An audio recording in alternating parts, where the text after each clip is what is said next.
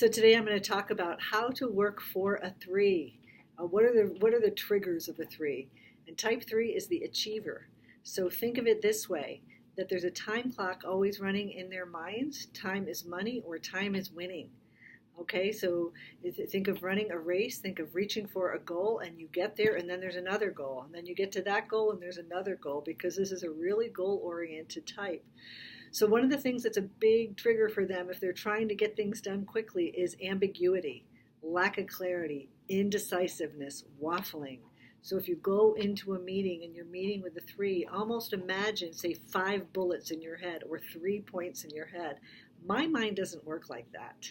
So for threes, what they've helped me do is it's almost like in my brain, it's like delete, delete, delete, delete. Don't tell them that, don't tell them that, because it's just simply not important.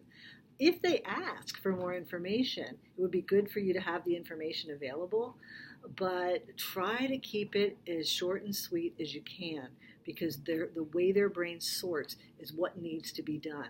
So skip the prolonged explanations with this type. The other major trigger for a three is apathy. Your apathy at work stresses them out.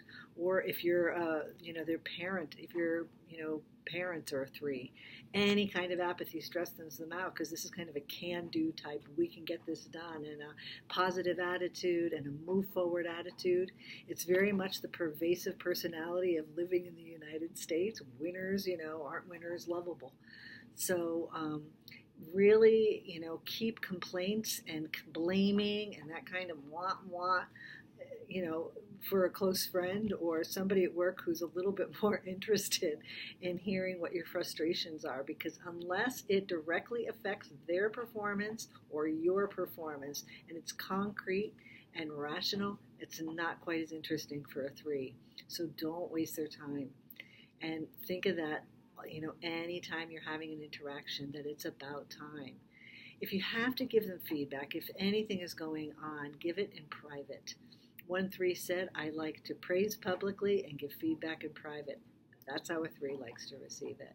So make sure it's constructive if you have to give feedback, and make sure it's oriented towards success.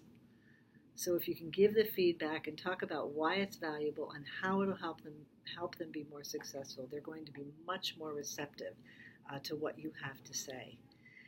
Obviously, if it's a personal relationship, we'd be having a very different conversation, but this is for a professional relationship.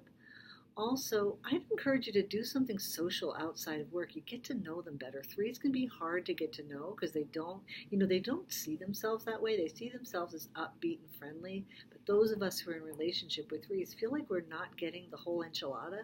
And, there's more in there than meets the eye. So maybe do something social, go to lunch, go to dinner. They like to connect. These are people. So you might get a more authentic part of themselves when they're able to relax. So if you have worked for a three, or, you're a three yourself, feel free to give some other tips for us so we know how to work best with threes. And I hope this is helpful for you.